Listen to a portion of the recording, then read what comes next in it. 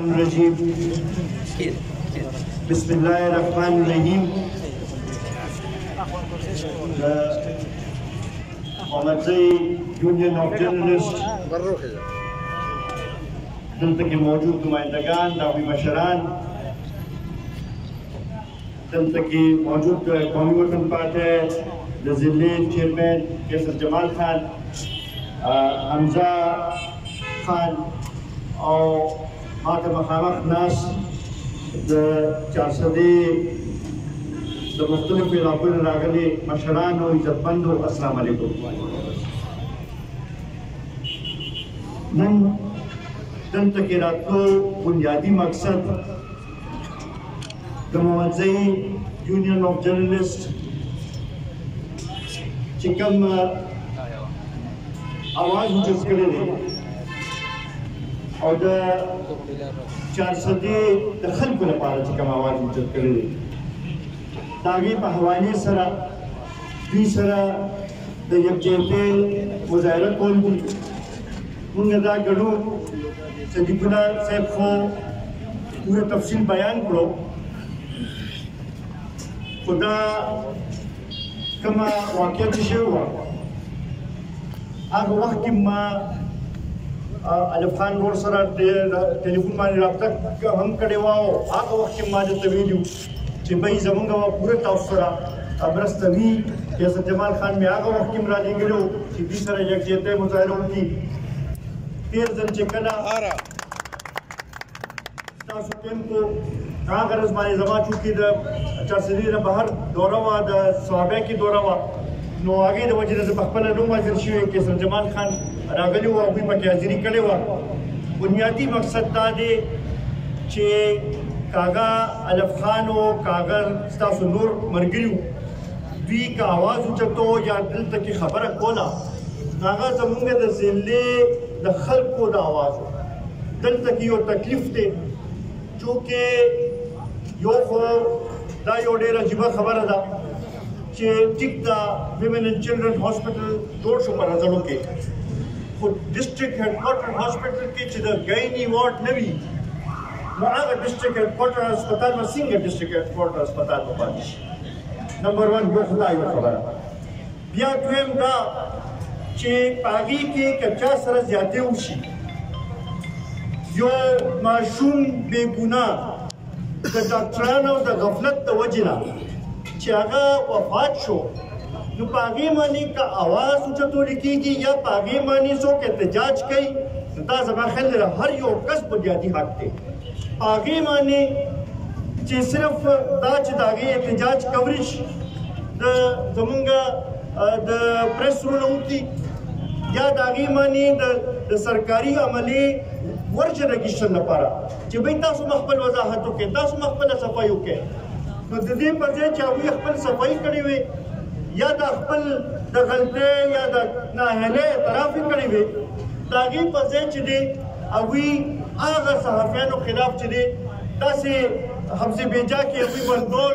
هغوی ته بدې ردې ویل د هغوی هغه اواز دباولو کوشش کول زما خیال دی دا د هغې نه هم لوی ګناه ده او لوی جرم دی. په دغې حوالې سره د محمدزئی یونین آف جرنلسٹ او د چارسدې د خلکو زما دا ووایم دا ډیمانډ دی چې داسې نااهله ایم ایس چې دی هغه دلته کې نه دی پکار دومره بدتهذیبه ایم ایس چې دی هغه ته دومره اهم ذمواري ورکول چې دی زما خیال دا زمونږ د چارسدې ضلعې سره زیاتی دی. مونږ دا غواړو چې دلته کې یو داسې ایم ایس راشي چې هغه د خلکو خدمت وکړی شي هغه د خلکو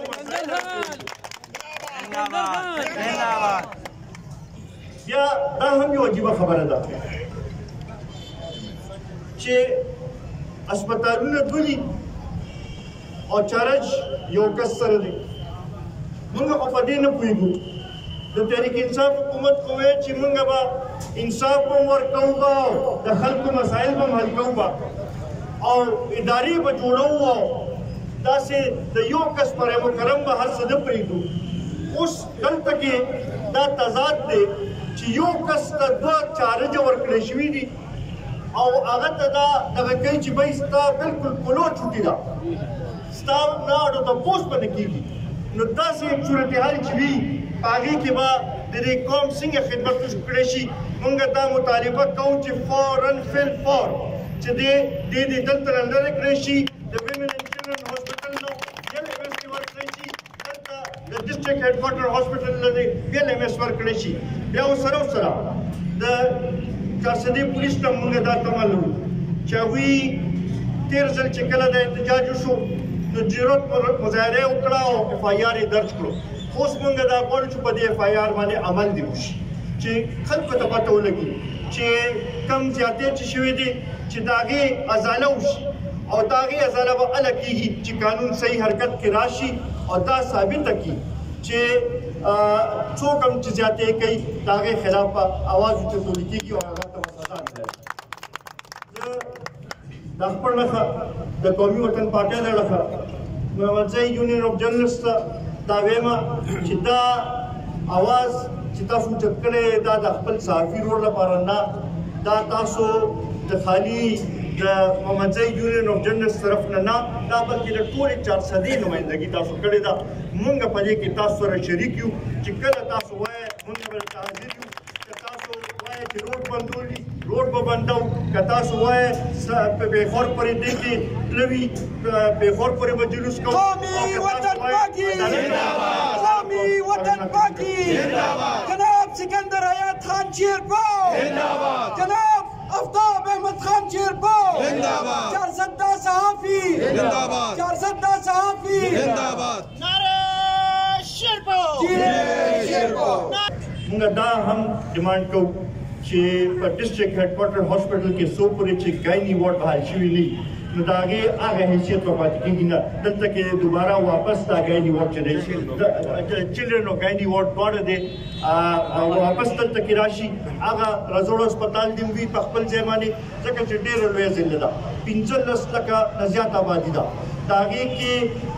د خالي ډسټرکټ هیډ کوارټر هاسپټل هم دا مسله نشي حل کولی او خالي رزوړو ویمن اینډ چلډرن هاسپټل هم دا مسله نشي حل کولی نو چې دوه سهولتونه وي خلکو ته به سهولت وي ډاکټرانو ته هم اسانتیا وي او خلکو ته هم اسانتیا وي نو د دې هم موږ مطالبه کوو زه اخره کې یو ځل بیا